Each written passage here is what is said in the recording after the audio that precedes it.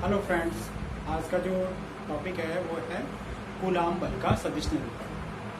बल एक सदिश राशि है और हम कूलाम बल का सदिश निरूपण आज देखने वाले हैं। तो कूलाम बल का सदिश निरूपण कैसे करते हैं, इसके लिए हम मान लेते हैं कि कोई निकाय है और उस निकाय में आपके पास दो बिंदु आवेश हैं Q1 और Q2, जिनके स्थिति सदिश मूल बिंदु के सापेक्ष, ये कोई निर्देश तंत्र हो गया।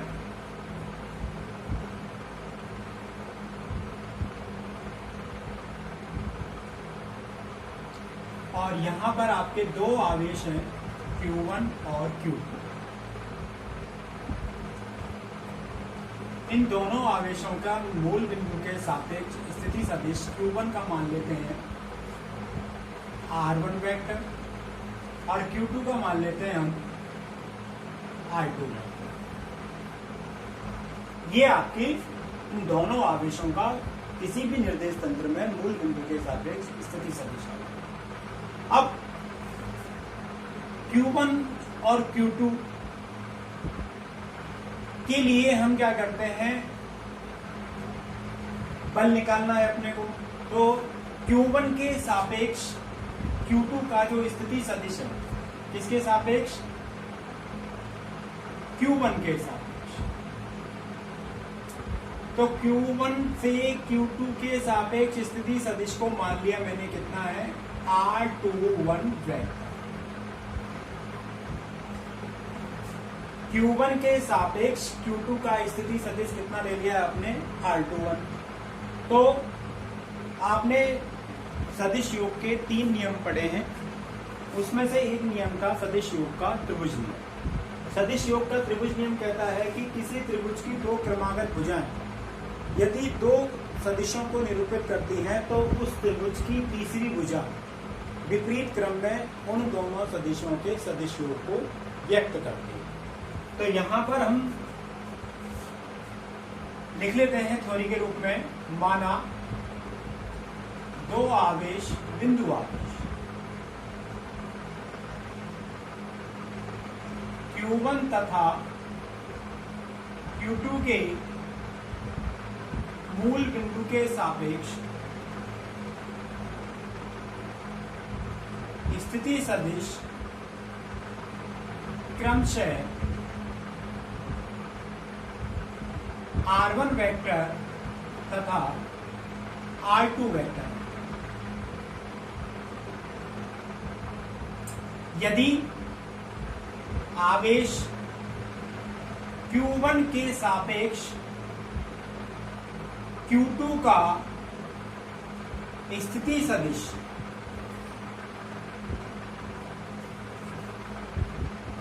R21 वेक्टर है, तो सदिश योग के त्रिभुज नियम से, त्रिभुज नियम लगा दीजिए बेटा। देखिए, इसमें पहला सदिश Q1 वाला है, मतलब R1 वेक्टर, और दूसरा सदिश है, अंतिम सदिश है R2। तो अपने को निकालना है R21। R21 किसके बराबर होगा? R21 वेक्टर बराबर होगा अंतिम सदिश माइनस प्रारंभिक सदिश। अंतिम स्थिति माइनस प्रारंभिक स्थिति। R21 वेक्टर बराबर R2 माइनस R1 वेक्टर। इसको डाल देते हैं समीकरण नंबर 1। अब आवेश Q2 पर कौन बल लगाएगा? Q2 आवेश पर लगने वाला बल कितना होगा? Q1 बल लगाएगा तो ये प्रतिकर्षित होगा, तो यहां पर बल लगेगा आपका F21 वेक्टर। और इसी प्रकार Q2 Q1 पर बल लगाएगा तो वो भी किधर की ओर होगा? बाहर की ओर। इसको डिनोट कर लेते हैं हम F12 वेक्टर। R21 की दिशा Q1 से Q2, इसी प्रकार Q2 के सापेक्ष Q1 का स्थिति सदिश, इसको डिनोट कर लेते हैं हम, अंदर की ओर ले लेते हैं Q2 से Q1 की ओर, इसको डिनोट कर लेते हैं R21 वेक्टर। तो यहां पर लिखते हैं हम आवेश Q1 के कारण आवेश Q2 पर बल।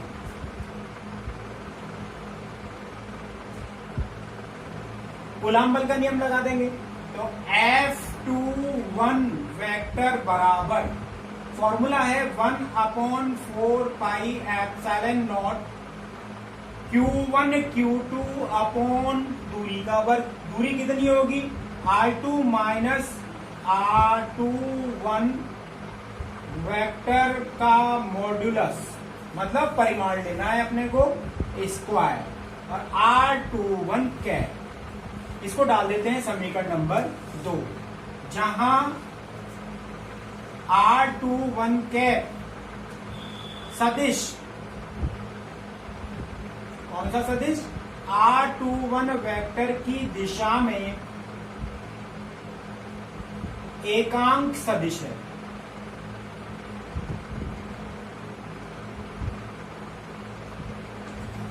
अब मैं इस फॉर्मूले को R21 को रिप्लेस कर सकता हूं R2 माइनस R1 से। तो आप क्या लिखेंगे यहां पर? F21 वेक्टर बराबर 1/4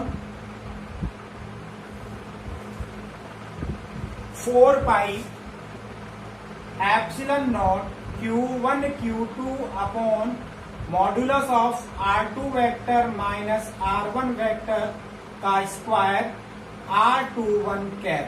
समीकरण नंबर डाल देते हैं 3। इसके बाद मैं साइड में लिख रहा हूं, आवेश Q1 के कारण निकाल दिया, इसी प्रकार हम किसके सापेक्ष निकालते हैं? आवेश Q2 के कारण। तो आवेश Q2 के कारण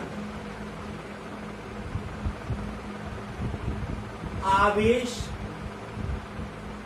Q1 पर कार्यरत बल, जिस प्रकार से आपने Q2 पर निकाला इसी प्रकार आप Q1 पर बल निकालेंगे। तो इस बल को डिनोट कर रहे हैं हम किसे? F12। F12 वेक्टर किसको डिनोट करेगा? आवेश Q2 के कारण Q1 पर लगने वाले बल को रिप्रेजेंट करेगा। तो यहाँ पर फॉर्मूला जैसे आपने यहाँ लिखा है, इसी प्रकार से हम यहाँ पर लिखते हैं 1/4 epsilon not Q1 Q2 upon R12 vector modulus square R12 cap, जहां, या फिर हम इसको लिख सकते हैं, या F12 वेक्टर बराबर 1/4 epsilon not Q1 Q2 upon modulus of R1 vector minus R2 vector modulus square R12 cap.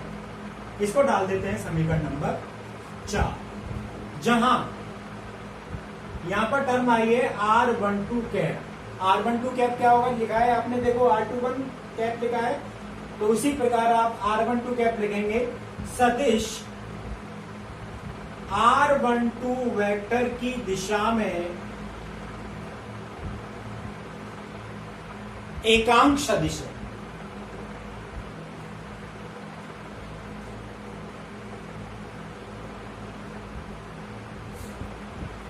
अब R21 की दिशा F12 की ओर और R21 की दिशा F21 की ओर, दूरी दोनों की बराबर है, लेकिन दिशाएं कैसी हैं? इनका परिमाण समान,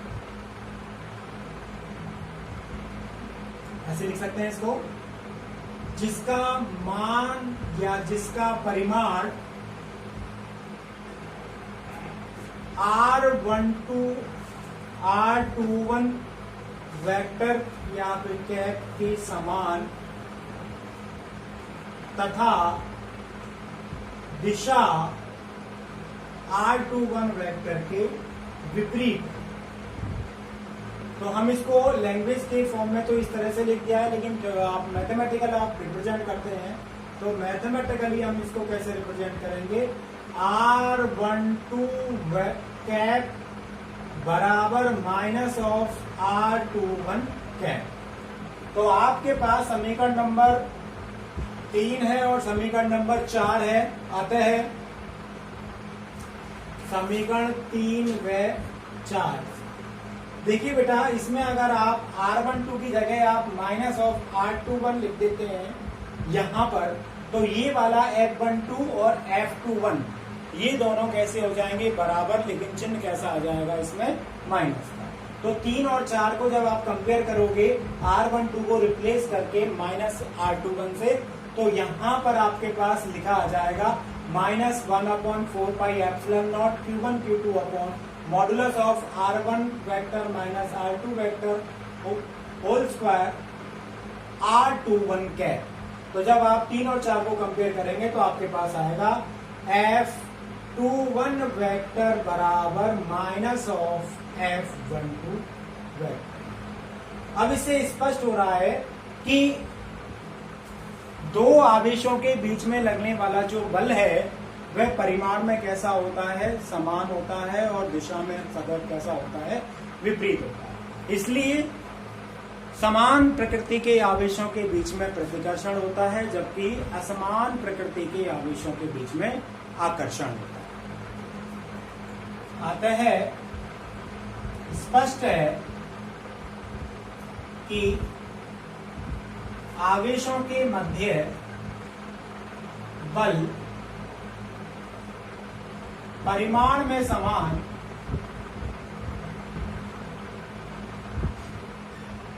तथा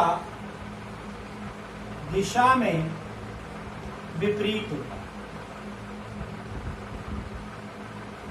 तो ये आपका कूलाम बल का सदिश निरूपण हो गया। इसके बाद कूलाम जो बल है उससे संबंधित कुछ इंपॉर्टेंट बातें हैं जिनको मैं एक एक करके आपको समझाने वाला। तो आपको थ्योरेटिकली आपको मैं उसको डिस्क्राइब कर रहा हूँ और वो आपको नोट्स में आपको लिखने हैं। तो एक एक करके आप देखते जाइए।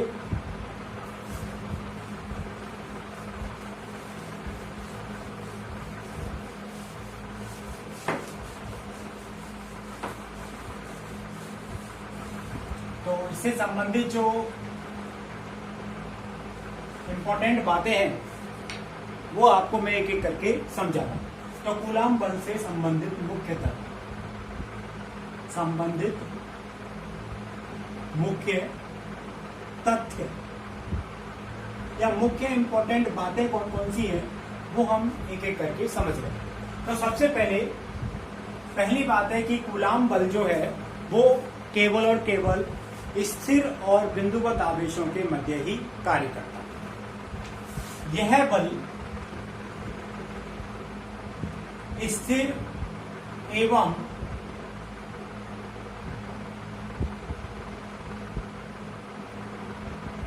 बिंदुवत आवेशों के मध्य ही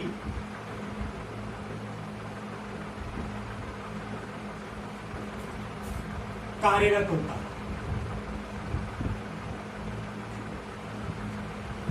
याद रखना है कि आवेश कूलाम बल हमेशा दो आवेशों के बीच में कार्य करता है। तो यहां पर हम एक लिख देंगे, दो स्थिर एवं बिंदुवत आवेशों के मध्य ही कार्यरत होता है। दूसरी बात, यह बल न्यूटन की गति के तृतीय नियम का पालन करता है। एक आवेश दूसरे आवेश पर बल लगाएगा तो दूसरा आवेश भी पहले आवेश पर बल लगाएगा। अंतर इतना सा है, परिमाण उनका समान रहेगा लेकिन उनकी दिशाएं परस्पर विपरीत होंगी। और दूसरा है, यह बल गति के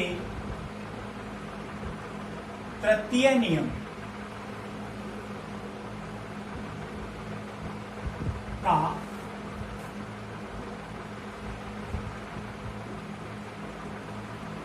पालन करता है। तीसरा जो इंपॉर्टेंट तथ्य है वो ये कहता है कि कूलाम बल सदैव केंद्रीय बल और संरक्षी होता है और व्युत्क्रम वर्ग के नियम का पालन करता है। यह बल व्युत्क्रम वर्ग के नियम का पालन करता है तथा यह संरक्षी एवं केंद्रीय बल।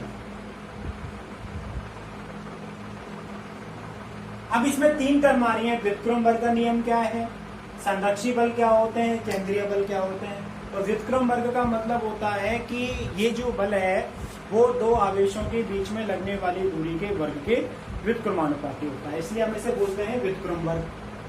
दूसरा शब्द आ रहा है इसमें संरक्षी बल क्या होते हैं। संरक्षी बल मैंने आपको 11th में बताया था कि संरक्षी बल वे बल होते हैं जिनमें जो पथ होता है वह अंतिम और उसकी प्रारंभिक स्थिति पर निर्भर करता है, और एक चक्र में कुल किया गया कार्य कितना होता है, शून्य होता है, तो हम बोलते हैं कि वो बल कैसा है, संरक्षी बल।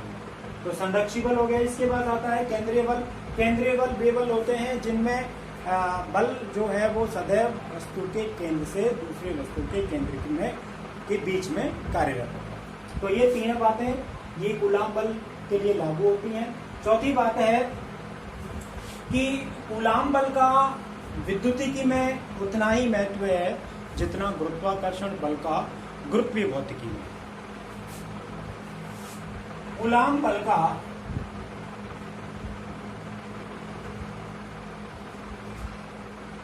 विद्युतिकी में उतना ही महत्व होता है जितना कि गुरुत्वाकर्षण बल का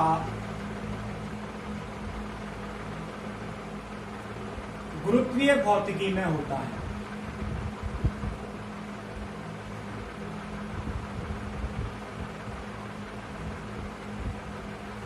लेकिन अंतर क्या है, कूलाम बल के लिए जो हम राशि काम में लेते हैं वो आवेश होता है, और गुरुत्वाकर्षण बल के लिए जो हम राशि काम में लेते हैं वो द्रव्यमान होता है। तो यहाँ पर लिख देते हैं, इनसे संबंधित राशियां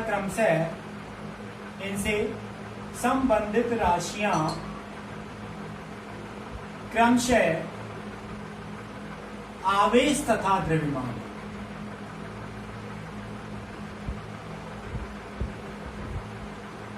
क्लियर। इसके बाद नेक्स्ट जो टर्म आती है कि कूलाम बल है वह गुरुत्वीय बल की तरफ, कूलाम बल गुरुत्वाकर्षण बल के तुलना में बहुत अधिक प्रबल बल होता है। पांचवा पॉइंट कहता है कि कूलाम बल गुरुत्वाकर्षण बल की तुलना में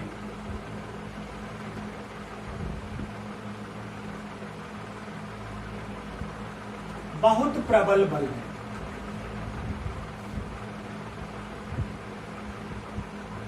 अब इस बात को एक एग्जांपल से समझते हैं।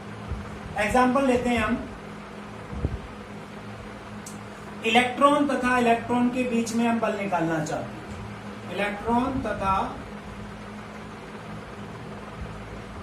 इलेक्ट्रॉन के मध्य बल, ये दोनों बल निकालना चाह रहे हैं।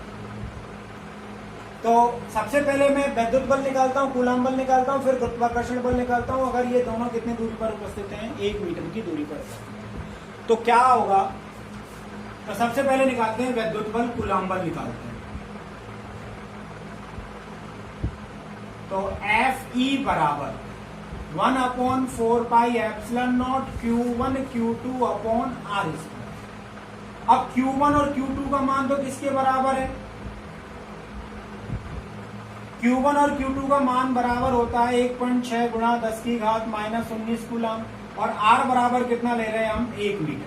तो जब ये मान यहाँ पर रिप्लेस करेंगे तो Fe बराबर आपके पास आएगा 1/4πε0 की जगह हम लिख सकते हैं 9 गुणा 10⁻9 इंटू Q1 की जगह 1.6 गुणा 10⁻⁻19 इंटू 1.6 गुणा 10⁻⁻19 बटे दूरी की जगह आपने कितना लिख लिया, 1। तो इसको जब आप कैलकुलेट करेंगे तो आपके पास आएगा 9 गुणा 1.6 गुणा 1.6 हो गया 2.56 गुणा 10 की घात कितनी हो गई, -38 प्लस का 9, तो आपके पास बच गया 10⁻⁻29। इसको अभी मैं यहीं पे छोड़ रहा हूं, लिख देता हूं, मात्रक होता है न्यूटन। इसी प्रकार अगर मैं निकालता हूं, यहां पर बात करता हूं गुरुत्वाकर्षण बल की, तो गुरुत्वाकर्षण बल जब निकालेंगे तो गुरुत्वाकर्षण वाला फॉर्मूला लगाएंगे, F ग्रेविटेशनल G बराबर, फॉर्मूला होता है उसका Gm1m2 upon R², Gm1m2 upon R²। तो यहाँ M1 M2 इलेक्ट्रॉन की बात कर रहे हैं, तो M1 M2 बराबर 9.1 गुणा 10 की घात माइनस 31, और R बराबर कितना होगा यहाँ पर, वही 1 मीटर।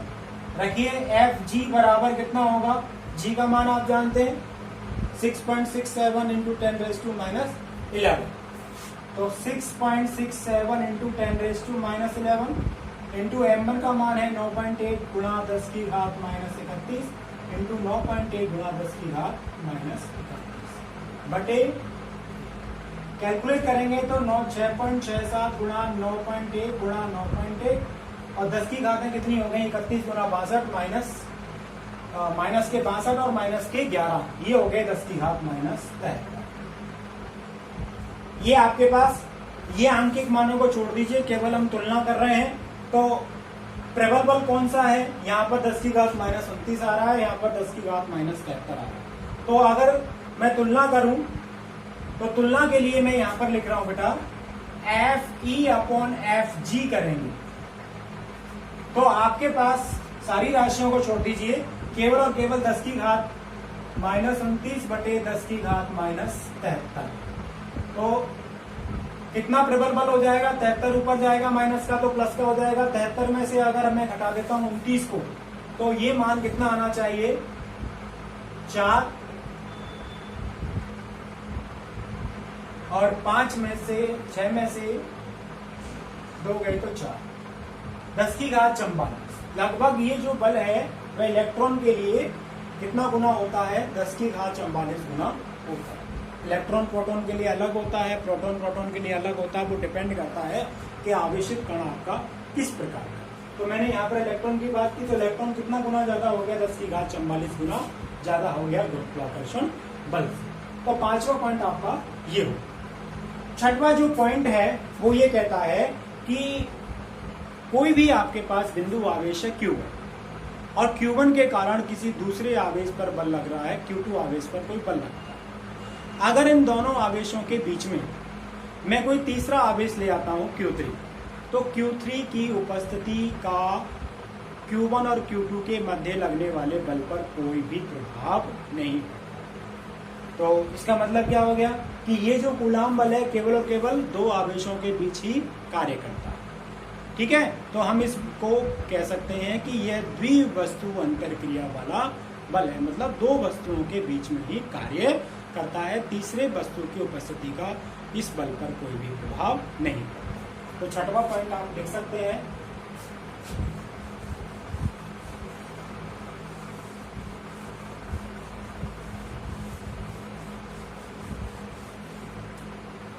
पॉइंट में लिख रहा हूं यहां पर, किसी आवेश Q1 के कारण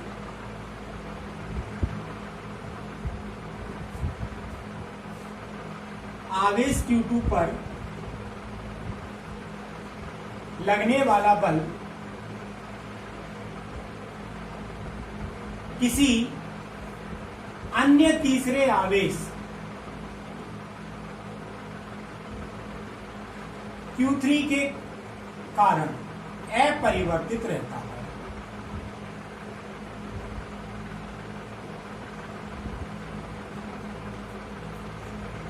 इस प्रकार कूलाम बल कैसा बल हो गया, इस प्रकार कूलाम बल द्विवस्तु अंतरक्रिया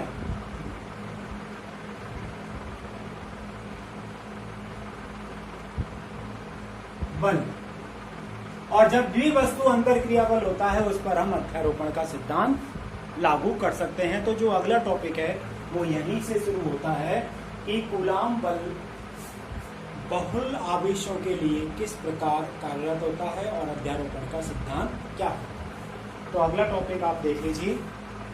नेक्स्ट टॉपिक है, इसको आप सही तरीके से नोट कर लीजिए, एग्जाम की दृष्टि से इम्पोर्टेंट है, क्योंकि एग्जाम में जब पूछा जाता है तो कूलाम बल का सदिश निरूपण ही मोस्टली पूछा जाता है। ठीक है, तो अगला जो टॉपिक आपका आ रहा है वो है बहुल आवेशों के कारण कूलाम बल और अध्यारोपण का सिद्धांत।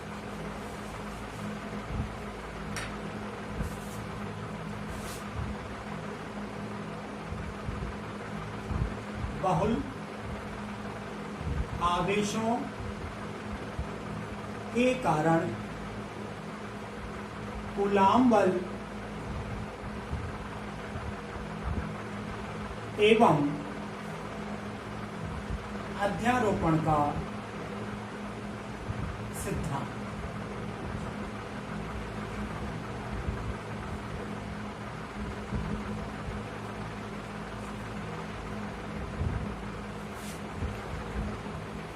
तो सबसे पहले अध्यारोपण का सिद्धांत समझते हैं हम कि कोई भी आपका निकाय है और उस निकाय में बहुत सारे आवेश उपस्थित हैं, तो किसी भी बिंदु पर सभी आवेशों के कारण लगने वाला जो कुल बल है वह अध्यारोपण के सिद्धांत की सहायता से ज्ञात किया जाता है।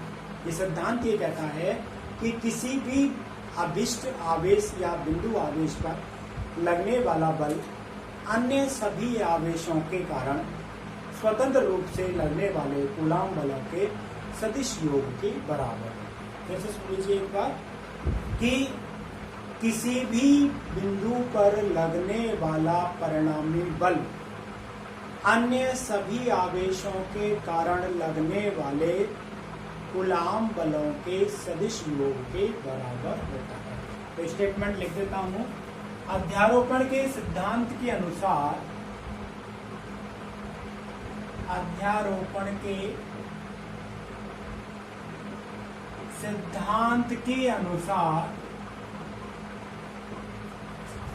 किसी बिंदु पर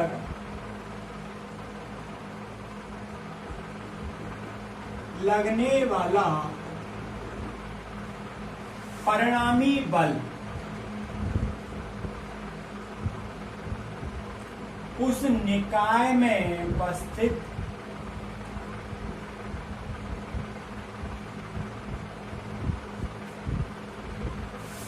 सभी आवेशों द्वारा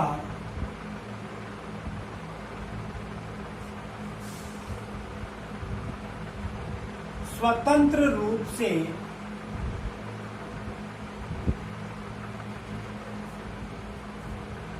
कार्यरत कूलाम बलों के सदिश योग के बराबर होता है। सदिश योग के बराबर होता है। अब इस बात को कैसे प्रूफ कर सकते हैं, उसके लिए हम एक निकाय लेते हैं। माना कि एक निकाय है और उस निकाय में Q0, Q1, Q3, Q1, Q2, Q3 dot dot dot Qn n आवेश जिनका मूल बिंदु के सापेक्ष स्थिति सदिश Q0 का है R0 वेक्टर, Q1 का है R1 वेक्टर, Q2 का है R2 वेक्टर और इसी प्रकार nवे जो आवेश का जो स्थिति सदिश है वो Rn वेक्टर लेंगे। तो मान लीजिए ये कोई आपके पास एक निर्देश तंत्र है और इस निर्देश तंत्र में Q1, Q2, Q3, Q है और यहां पर एक अभिष्ट आवेश है Q0 जिस पर मुझे अन्य n आवेशों के कारण क्या निकालना है, बल निकालना। तो Q1 का स्थिति सदिश हम डिनोट कर लेते हैं R1 वेक्टर से, Q2 का स्थिति सदिश डिनोट कर लेते हैं हम R2 वेक्टर से, Q3 का स्थिति सदिश नोट कर लेते हैं R3 वेक्टर से, इसी प्रकार Qn का स्थिति से नोट कर लेते हैं Rn और Q0 का स्थिति सदिश है आपका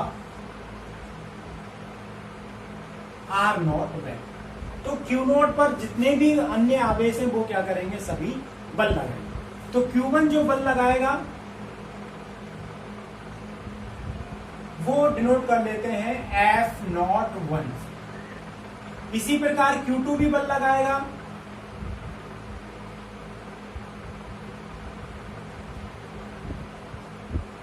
Q2 जो बल लगाएगा वो बाहर की ओर, इसको डिनोट कर लेते हैं F02 वेक्टर। Q3 बल लगाएगा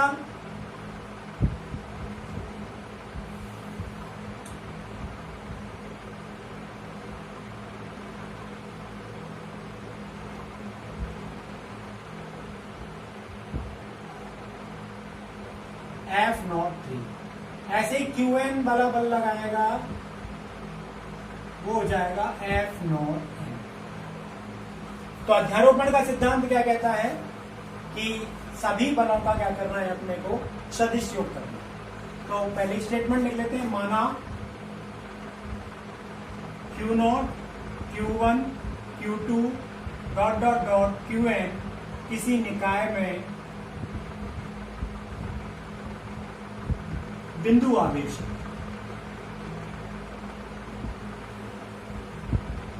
जिनके स्थिति सदिश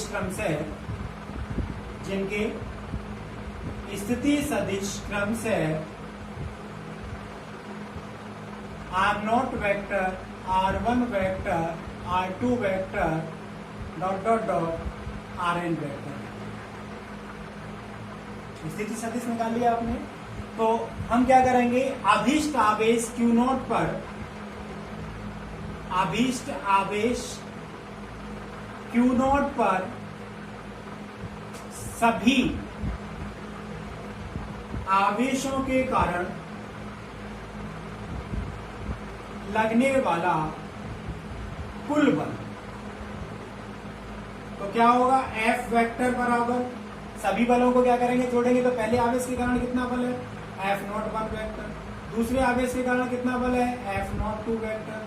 तीसरे आवेश के कारण F03 वेक्टर। और लास्ट वाले के कारण कितना है, F0N वेक्टर। अब लास्ट लाइन, अभी मैंने आपको पिछले टॉपिक में बताया कि दो आवेशों के बीच में लगने वाला जो कूलाम बल होता है उसका सदिश निरूपण बताया था। वहां पर आपने F21 और F12 निकाला था। तो इसी प्रकार यहाँ पर F01 और F02, F03 ज्ञात करेंगे। तो F वेक्टर बराबर यहाँ पर क्या लिखेंगे, 1/4 पाई एप्सिलॉन नॉट, पहला आवेश Q0, दूसरा आवेश Q1। तो यहाँ लिखेंगे Q0 Q1 अपॉन दूरी का वर्ग कितना हो जाएगा, दूरी कितनी ले रहे हो आप, R01 का स्क्वायर और R01 कैप हो, जहां R01 कैप क्या है, वेक्टर R01 की दिशा में एकांक सदिश हो गया। इसी प्रकार से आप F02 वेक्टर लिखेंगे तो सेम लिख देंगे, 1/4 पाई एप्सिलॉन नॉट Q0 Q2 आ जाएगा, R02 का स्क्वायर। और इसी प्रकार से आगे लिखते जाएंगे और लास्ट वाली टर्म को लिखेंगे 1/4 पाई epsilon not Q1 Q0 Qn upon R0n square R0n cap. अब इसमें से आपको क्या कॉमन दिख रहा है उसको कॉमन निकाल लीजिए। तो F वेक्टर बराबर 1/4 पाई एप्सिलॉन नॉट, साथ में क्या आ रहा है, Q0 सभी में है तो हम Q0 को भी क्या कर लेते हैं, कॉमन निकाल लेते। तो क्या आ गया, Q0/4 pi epsilon not, bracket में आपको क्या मिलेगा, Q1 upon R01 square R01 cap. ऐसे ही हम नोट करते जाएंगे, Q2 upon R02 square R02 cap. और लास्ट वाली टर्म आएगी Qn upon R0n square R0n cap. इसको हम शॉर्ट फॉर्म में कैसे लिख सकते हैं, F वेक्टर बराबर Q0 upon 4 pi epsilon not, summation का चिन्ह लगाएंगे। और ये समेशन कहां से शुरू हो रहा है, 1 से शुरू हो रहा है, कहां तक जा रहा है, n तक। तो I इक्वल टू लिखेंगे 1 to n, और जहां पर आपको 1 दिख रहा है पहले स्टेप में, उसकी जगह क्या रिप्लेस कर देंगे, I रिप्लेस कर देंगे। तो आपके पास आ जाएगा QI upon R0I square R0I cap. अब आपको एकांक सदिश, ये आपके पास एक बेसिक फॉर्मूला आ गया। इसको और भी मॉडिफाई करके हम लिख सकते हैं। तो मैं इसको थोड़ा सा ऊपर लिख रहा हूं क्योंकि बोर्ड आपका यहाँ पर फिल हो गया है, तो इसको ऊपर लिख देते हैं। ऊपर कैसे लिखेंगे, एकांक सदिश की परिभाषा जानते हैं, चूंकि R वेक्टर बराबर होता है या R कैप बराबर होता है R vector upon R।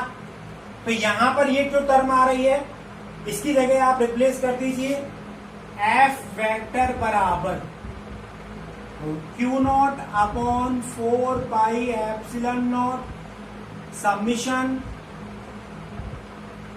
I equal to 1 to n Q I upon are naught I square, और आर नॉट आई की कैप की जगह मैं फॉर्मूला लगा सकता हूं R naught I vector upon are naught I. तो ये क्या बन जाएगा, क्यू हो जाएगा। क्या हो जाएगा, तो या करके लिख सकते हैं, या एफ बराबर Q naught upon 4 pi epsilon naught submission I equal to 1 to n Q I upon are naught i q are naught I vector. दूसरा फॉर्मूला हो गया। और भी इसे आप मॉडिफाई करके लिख सकते हैं, या एफ वेक्टर बराबर Q upon 4 pi epsilon naught submission I equal to 1 to n Q I upon are naught I की जगह लिख सकते हैं आप R naught minus R I vector modulus of Q are naught I vector. तो ये आपके रिप्रेजेंट करने का तरीका हो गया। किसी भी फॉर्मूले को आप यूज कर सकते हैं, ये चाहे समीकरण 1 यूज कर लीजिए, चाहे आप 2 यूज कर लीजिए, और चाहे आप 3 यूज कर लीजिए। तो ये आपका बहुल आवेशों के कारण कुल कूलाम बल आ गया, और जिसमें हमने अध्यारोपण का सिद्धांत लागू किया। तो ये आपके आज के वीडियो के 2 टॉपिक हो गए।